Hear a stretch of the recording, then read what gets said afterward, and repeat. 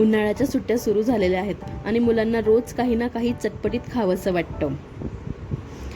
मुलांना तर ही रेसिपी आवडेलच, पण तुम्हालाही टेन्शन नाही किचनमध्ये तासनतास उभं राहायची.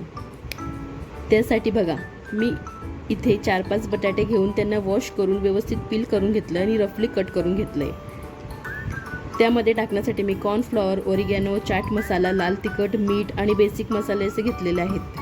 त्यांना छानपैकी आपण मिक्स करून घेऊयात.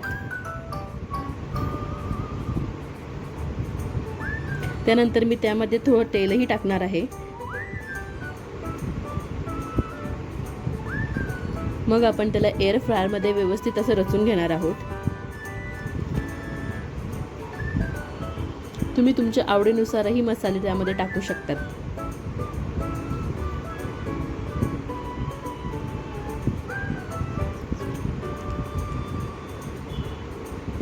मी त्याला 200 डिग्री सेल्सिअसवर 20 मिनिटं बेक करून घेणार आहे. आणि बस रेडी आहेत आपले क्रिस्पी, टेस्टी आणि हेल्दी फ्राईज.